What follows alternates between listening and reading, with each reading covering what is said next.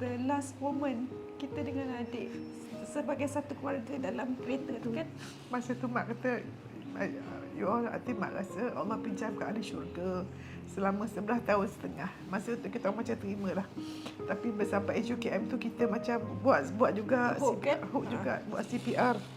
Nanti pukul 7 Dr. Azhar tu. Dan saya ingat waktu tu bila doktor tu bagi tahu mak kan yang adik dah tak ada.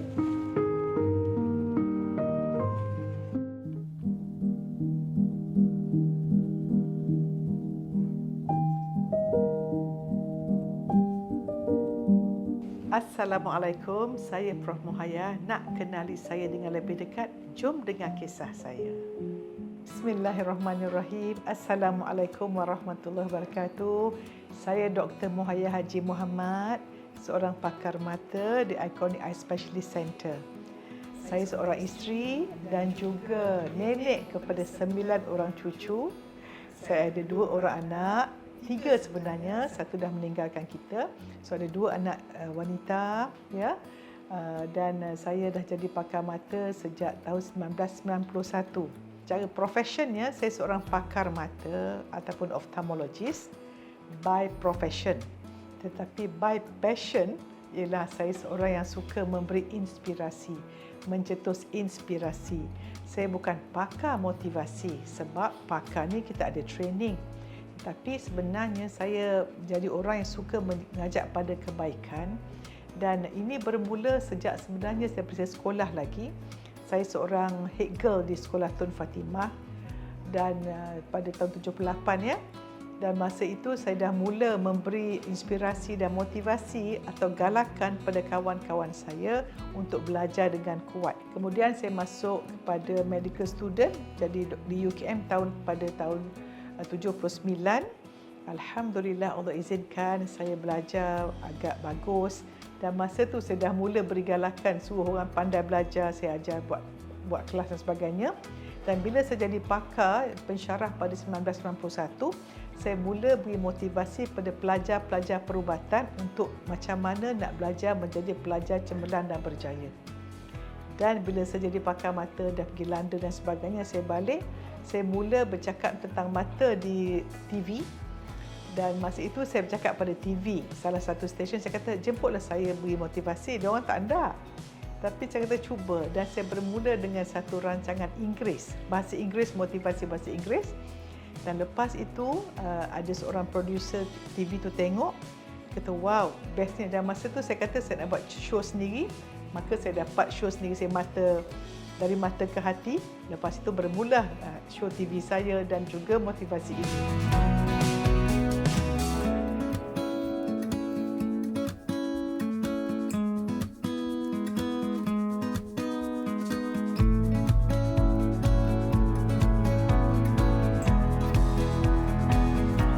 Kita mesti terima di dunia ini tidak ada orang semua suka kita dan tidak ada orang akan setuju apa kita cakap.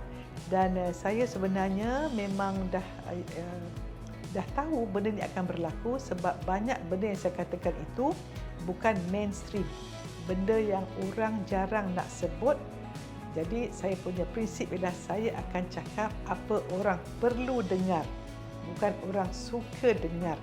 Sebab teguran dan nasihat itu bukan semua orang boleh menerima.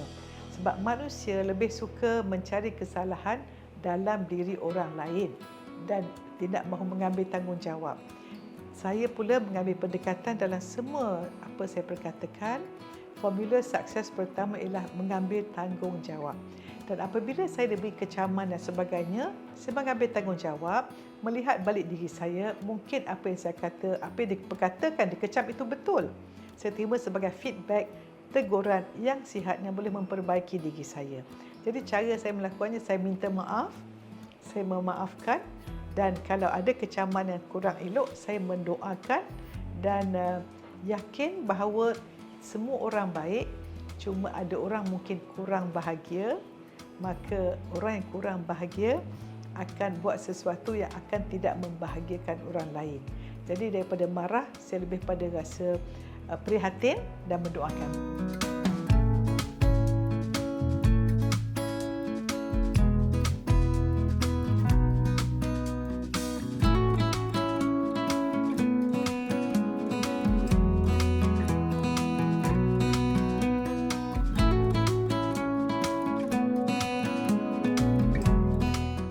sepanjang saya membesar sebagai anak Prof, Prof ni merupakan, what I remember her as a mum lah, Prof merupakan seorang ibu yang sangat penyayang. She has a very loving heart, and then seorang yang sangat memberi. Kalau apa-apa pun Prof akan fikir macam mana nak serve, macam mana nak give to others. Dan juga Prof ni seorang yang progresif. She will not stay at one place, duduk macam tu je. And then saya always ingat Prof kalau buat something akan buat the best, really the best. Kalau nak bagi makan memang bagi the best. Tak ada yang macam cikai-cikai biasa. Kalau air boleh zaman dulu kan, kalau buat Milo tu memang macam setengah tin habis, nak bagi rasa pekat macam tu. So alhamdulillah, bila kita mempunyai seorang ibu macam ni, kita pun dapatlah tempias juga sikit-sikit. Saya tak nafi, memang mak saya ni memang seorang yang tegas. Okey, saya masa kita orang sekolah dulu, saya selalu dengar macam kawan-kawan cerita, diorang naik kereta dengan mak diorang, dengar lagu semua kan. Lepas daripada kecil tak pernah dengar lagu dalam kereta, sebab memang mak akan dengar ceramah almarhum Tok Guru Ni Aziz. So daripada kecil memang dengar itu aja tau.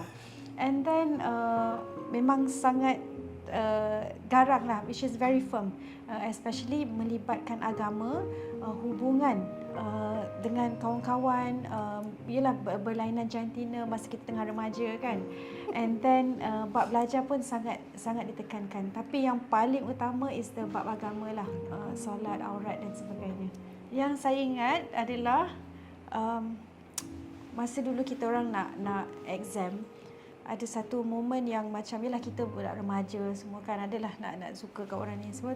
Before saya nak keluar pergi sekolah, ni ingat Nia salam mak kan. Lepas tu mak cakap, Nia nak exam. Bila Nia nak exam ni antara Nia dengan Allah. So kalau you buat benda yang tak baik belakang mak dengan ayah, you will know, mak ayah tak tahu tapi Allah sentiasa tahu. So benda ni saya sentiasa pegang tau. So bila interaksi kita harian ke apa semua tu, I will always go back. Okay, yang Allah sentiasa tahu apa yang kita buat. So benda ni memang saya ingatlah, alhamdulillah, and has led me to wherever I go. Macam interaksi dengan patient ke, dengan interaksi dengan anak-anak ke, semua tu memanglah kita sebagai manusia akan ada time yang kita silap, tapi kita ingat balik Allah sentiasa ingat dan Allah sentiasa ada untuk membantu kita. Sebagai anak, one thing is that dengan mak saya ni bila kita whenever she's at home, she's really at home. Contohnya macam kalau mak pergi ada conference ke mana-mana kan, biasa she will always take us along. Kalau bila kita pergi tu, waktu tu kita budak-budak tak tahu yang macam mak kita ni nak present, nak ni. Now saya in that shoes, I cannot imagine that. Slide tak siap, tak prepare, tapi and still teman nak you know pergi jogging ke, pergi pantai ke apa, she's still there. And then contoh masa pergi US kan, I don't recall as a mom yang bila dekat rumah tu you know, dengan laptop ke, dengan komputer, tidak. Because I think when she's at home, she's really at home, and when she's at work, she focuses at work.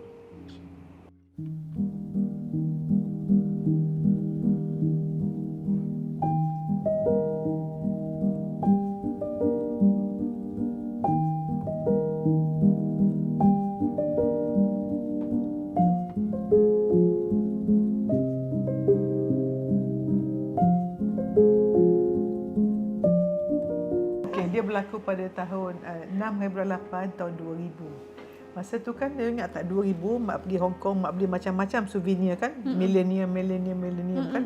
Tak tahu itu akan jadi tahun yang paling sedih bagi kami sekeluarga. Dia berlaku pada hari Ahad petang, kita orang 3 orang, saya, Aniah, Dr. Atiyah, adik ni lah, Mama Hilman, pergi pasal adik nak beli apa? Nak beli ayam ke apa dekat. Actually kita macam that day, dia macam sangat gloomy tau. Kan? Lepas tu kita macam tak tahu nak apa, jom keluarlah.